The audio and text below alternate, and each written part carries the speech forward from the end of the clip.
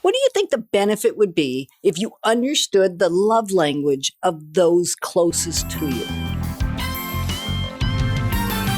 Moving forward with the DekkerTeam. Moving forward together with the DekkerTeam. We've created for you free access to over 367 inside track episodes on real estate, where we explore market trends, insights, growing wealth through real estate, how to make a house a home, and how to thrive in general, so that we really get to make the most out of our lives. So whether you're at home or at the office or on the go, you've got access to what you need when you need it.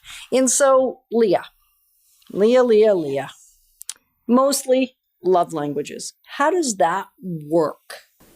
Well, I think for the most part, we tend to show others affection in the way that we want it shown to us. So we all have our own unique love languages, the way that we feel loved. Right? Most feel loved, yes. Yeah. And I think our tendency is to use that love language and apply it to others. But that's not always the case, because that's not always how they receive love. Mm-hmm. So in today's episode, we're going to learn what the 5 basic core love languages are, and recognizing that we all have, there's dialects within each of them, there's nuances within each of them, and most of us have 1, 2, maybe 3 that resonate deeper with us, and then the other 2, 3, 4 maybe don't resonate quite as deeply with us. Right. Is that? Yeah. So as we look at them, what we hope will happen through the show is you'll recognize your own, recognize your primary 1 or 2 love languages, and then start to think about what are the love languages of those in your life, because it will create a closeness that you never could imagine as soon as you start speaking theirs. And at work, it works exactly the same way. Yes. At the office, if I'm speaking my language to you all day long, every day, because my primary, I have 2, and it would be quality time and acts of service. And you know yours? Mine are the same. So that works. That works good. Now, in my family, Ken's primary is touch.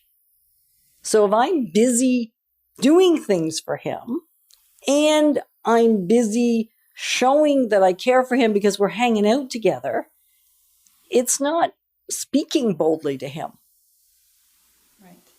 So the 5, we've kind of been dancing around them, but I'm going to explain them in a way that I hope they will stay with you. So I love hanging out with you on the radio show. I love that we get to connect every single week, and even more often on the episodes of the Inside Track. We get to hear each other's hearts because you provide questions and insight and quotes and feedback. And then we get to answer those things and then just have a dialogue on air. So that to me is all about quality time. There's a sense of quality because you're giving me input and feedback. And so even when we're not sitting together in the same place, there is still a sense of I've got time with you. And then when we get to record a show, Leah, now this is quality time. Yes, it is. We're having fun. We're hanging out. We do a bit of rehearsal before the show. We script it. We get a sense of where we're going with it, what's important to us, what we want the person listening and watching, what we want them to take away. So it's all about our quality time and then translating that also to time with those listening. And so that's 1, quality time. Then there is touch. And touch for a lot of people, if it's their primary love language and they're deprived of touch, it will actually rob them of joy. And just something so simple as a rub on the shoulder for somebody whose primary love language is touch, or it's in the top few, is incredibly meaningful. Right? We've talked on other episodes about hugs and how, if we don't get at least 13 hugs a day, and for a hug to be really medicinally or medically beneficial, it needs to be 20 seconds long, we start to get weird. That's a lot of hugs. It's a lot of hugs. And you give great hugs, by the way. I love hugs. I know you do. So touch is up there. And if somebody isn't as heavy on touch, they still require some touch. It's not to say that we don't want nothing of the things that aren't our primary. It's just we want heavier doses of those things that are really important to us. So another one, gifts. When someone gets a gift that they're all about gifts, does it even have to be a well-selected gift? I would think not. It really doesn't. It really doesn't. Like, it's just the idea of you love me enough to gift me with something. Now, it's not that they don't love that you also give a meaningful gift that really impacts them. It's just the idea of getting a gift is more important. Right. For Candace one year, because Candace's primary love language is gifts, and she was feeling, I think, a little unloved maybe by her mama because I hadn't been doing enough gift giving. So I actually went out and bought, she wasn't turning that old, so it had nothing to do with her age, but I think about 47 gifts. Wow. And I individually wrapped them, all in her favorite colors, and I individually wrote a note to go with every single one of them. And she could open one a day for basically, it took her over 2 months. I'm guessing she felt quite loved. Exactly. Whereas if I had done that for someone else, that wasn't their primary language, they would have thought that was cute and fun and nice, but it really wouldn't have deeply resonated with their spirit. And then the other one is words of affirmation. Somebody that thrives in words of affirmation, they don't get them regularly. It actually depletes them. And not that we don't all appreciate words of encouragement and affirmation, and yet if it's our primary love language, we need to step it up. Right. And then last but not least is we've got time. Acts of service. Because I did a couple of times. I'm trying to think now. Acts of service I haven't gone back to. Right.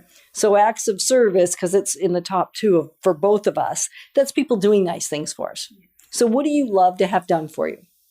Oh, I love to have my hair brushed. I know that one. That's an act of service. It also involves touch. That's a big one for me, though. Uh-huh. That actually makes me feel very loved. And people playing with my hair, like my friend Yetta. Uh-huh. And then things like doing dishes for me. Oh, yes. Yeah, and I would love that. Right. If Ken does the dishes, it's good. He'll usually leave them drying on the counter so that I can give him words of affirmation to acknowledge that he did the dishes. Right. But what would have made me really happy is that the dishes were dried and put away, and then he would miss his gift of words of affirmation. How fun is that? That's awesome that you can fit them both in there in one activity. Somehow, right? So no matter like what your living circumstances are, or whether you live alone or whether you have a house full of people, if you can express love to those that you're closest with through the love language that really means something to them, or the ones that mean something to them, it will make a difference on your intimacy and your closeness. Absolutely. I don't see how it couldn't. Right. It just does. So we're going to encourage you to not only identify your own, we're going to encourage you to identify the love language of those that you spend the most time with. And it would even be fun if you would email them or post them on our social media and connect around that. So thanks for growing alongside the Dekker team. We are passionate about helping families thrive in life, both at home and in business. Moving forward with the Dekker team. Moving forward together with the Dekker team.